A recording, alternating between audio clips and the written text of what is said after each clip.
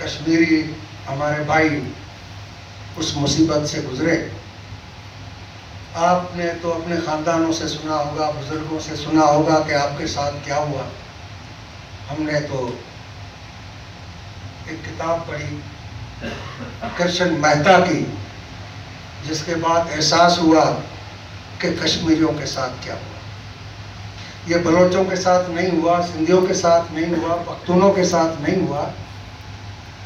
ہاں، مائیگریشن کے دوران پنجابیوں سے ضرور ہوا، اور جو لوگ یہاں سے گئے ان سے بھی ہوا، جو وہاں سے آئے ان سے بھی ہوا.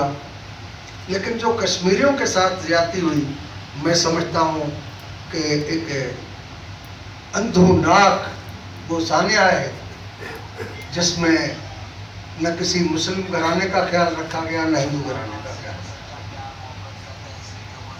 اس کے بعد مسلسل یہ سیکیورٹی اسٹیٹ طاقتور ہوتی جا رہی ہے، سیکیورٹی ادارے طاقتور ہوتے جا رہے ہیں. ابھی کون سے آئین کی بات کریں، کون سے ایکٹ کی بات کریں جہاں پر وہ کامریڈ اسٹالن والی بات کہ لوگوں کے ووٹ فیصلہ نہیں کرتے کہ کون نمائندے ہوں گے، فیصلہ گننے والے کرتے ہیں.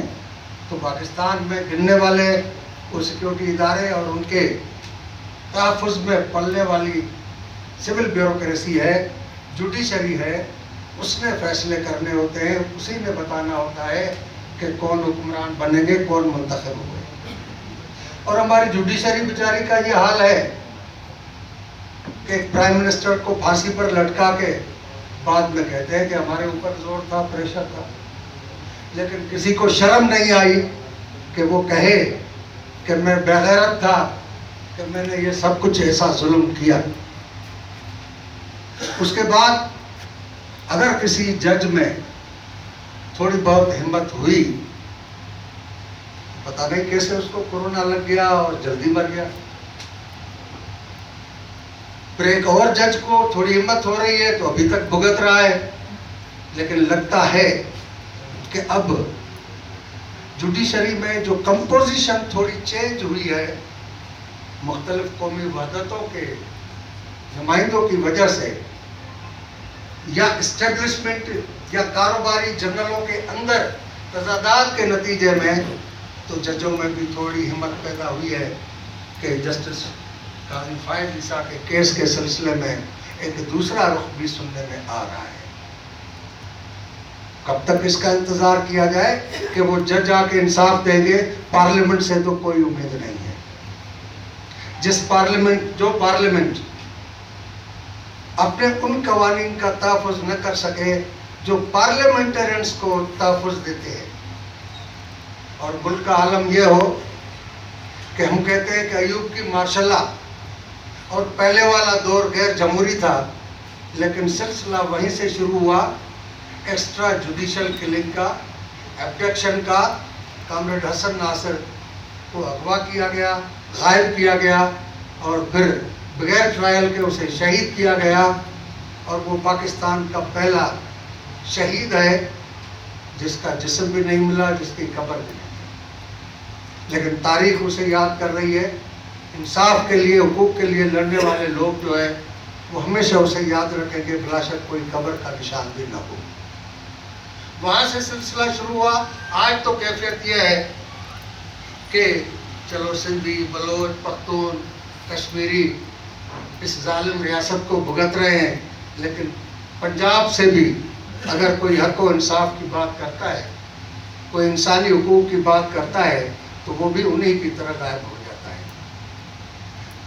جب ریاست کے معاملات اس طرح ہوں کہ ہمارے سیکیورٹی اداروں کو صرف کاروبار، اپنا پیٹ اور اپنے خاندان کو یورپ میں، امریکہ میں کیسے آباد کرنا ہے، یہی ہو، یعنی وہ جو کہا جاتا ہے کہ نظر پیٹ سے آگے جائے ہی نہ، تو پھر اس ملک کے لیے جو نئے نئے حالات پیدا ہوتے ہیں اس کے متعلق وہ کیا فیصلے کریں.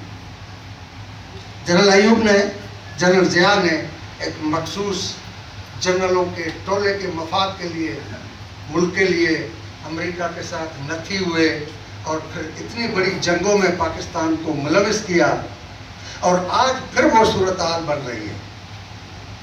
امریکہ یعنی پرانا سامراج اور نیا سامراج جو سوشلسٹ ملک سے ایک سامراجی ملک بنا ہے چین، اس کے درمیان جو ریجنل پالیٹکس میں تضادات ابھر رہے ہیں، اور امریکی کانگریس اور سینٹ 2011 میں ایک قانون پاس کر چکے ہیں کہ آئندہ وہ اپنے مفادات کی جنگ پراکسیز کے معرفت لڑیں گے۔ حقیقت تو یہ ہے کہ پہلے بھی پراکسیز تھے، ہمارے یہ کاروباری جنرل ہمارے بچوں کو، ہماری اولاد جو سپاہی ہیں ان کے پاس، ان کو اپنے کاروبار کے لیے استعمال کرتے تھے، پراکسیز کے طور پر استعمال کرتے تھے، لیکن اب پراکسیز کا معاملہ ہے، اور یہ پراکسیز ہے طالبان، یہ پراکسیز ہے داعش، یہ پراکسیز ہے القاعدہ۔ اور افغانستان میں امن قائم کرنے نہیں دیں گے۔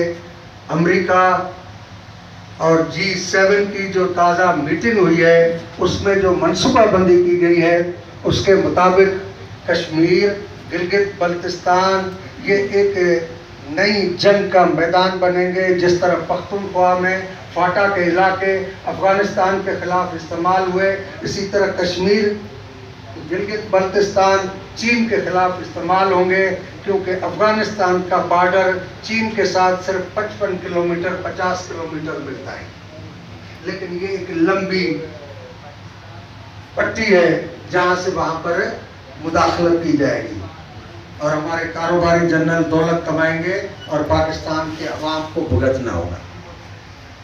کشمیر کا جب ہم جائزہ لیتے ہیں تو ہمیں بہت افسوس ہوتا ہے۔ میں ابھی نیلم ویلی سے آیا ہوں، رات ہی پہنچا ہوں اسلام آباد۔ کوئی سندھی، کوئی پختون، کوئی بلوچ اپنے گھر سے کھڑے ہو کر دوسری طرف حسرت کی نگاہ سے نہیں دیکھتا کہ اس طرف میرے بھائی بیٹھے ہوئے ہیں۔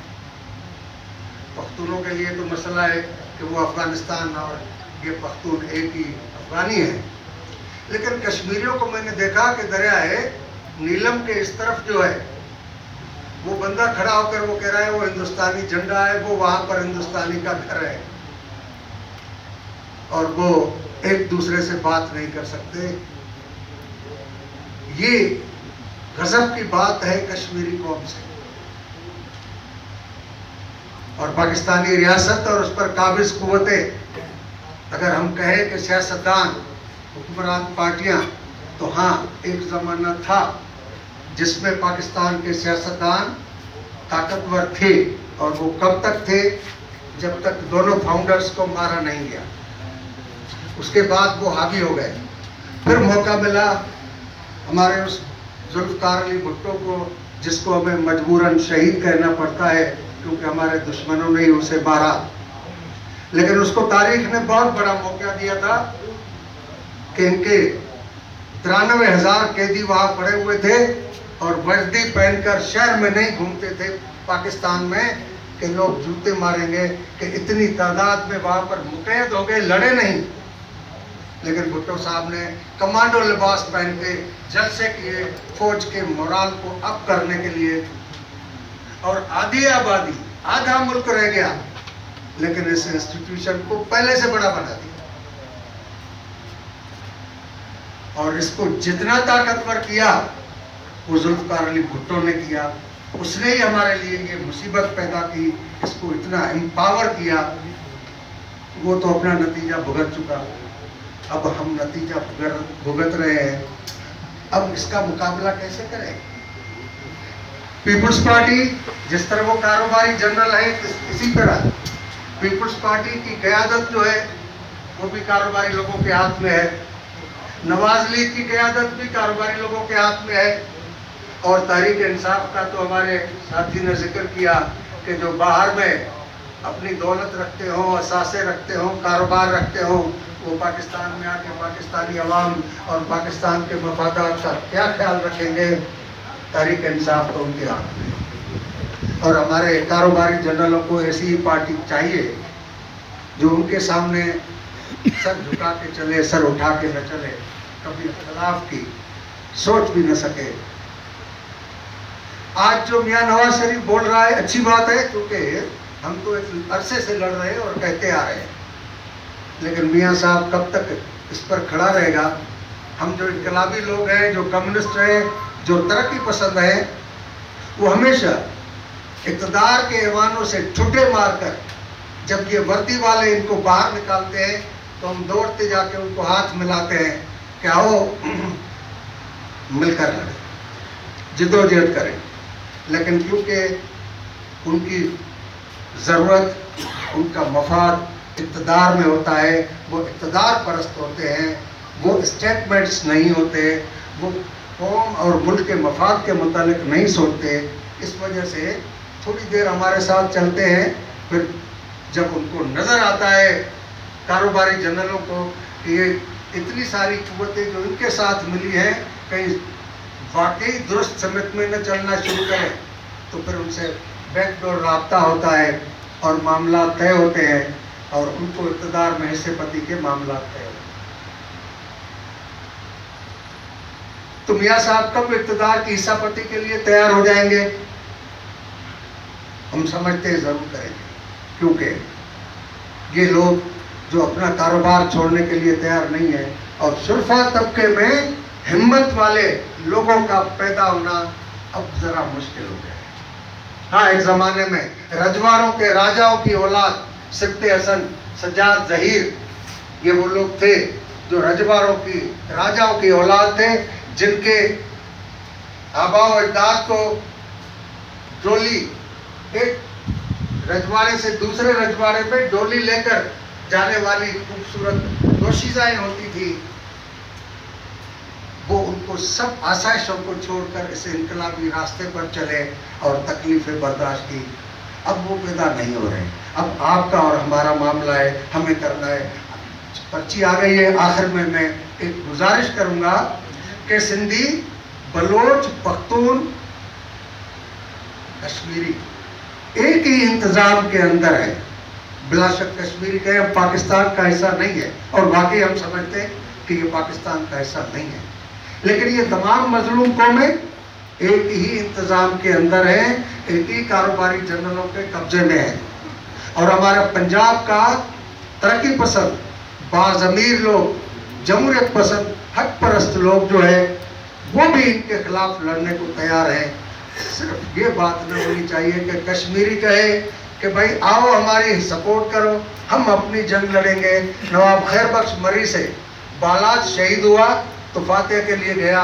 मैंने कहा कि अब जस्टिस इफ्तिखार चौधरी के खिलाफ जंग चल रही है, लड़ाई चल रही है और पहली मरतबा पंजाब वैनगार्ड का रोल प्ले कर रहा है।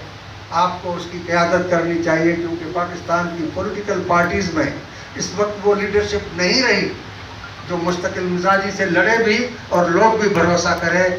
तो अफसोस है कि नवाब साहब ने कहा कि मैं बलोचों की लड़ाई में लड़ूंगा, पख्तूनों, कश्मीरियों, मजलूमों, पंजाबियों को सबको इकट्ठा करना कम्युनिस्ट पार्टी की जिम्मेवारी है, मैं सिर्फ बलोचों की लड़ाई लड़ूंगा।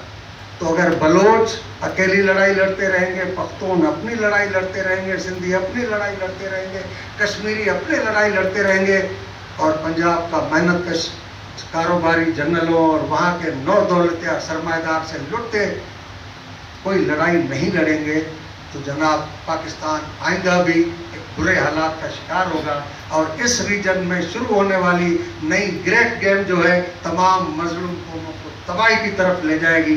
लिहाजा ज़रूरी है कि मुत्तहद हो जाएं तमाम मजलूम कौमें और पंजाब के वो हक परस्त, वो उसूलों और इंसानी हुकूक के पासदारी का ख्याल रखने वाले और मेहनत कशों को मुत्तहदा माज बनाकर लड़ना होगा, वरना इस रियासत की कैफियत यही रहेगी। इस रियासत की कैफियत तब्दील करनी होगी, हैयत तब्दील करनी होगी और वो रियासत बनानी पड़ेगी जो कौमों के हुकूक का ख्याल रखे, उन्हें हक़ खुद अख्तियारी दे और हर इंसान को रोज़गार, तालीम, इलाज और घर मुहैया करे। वो रियासत मुहैया करनी पड़ेगी। शुक्रिया, थैंक यू।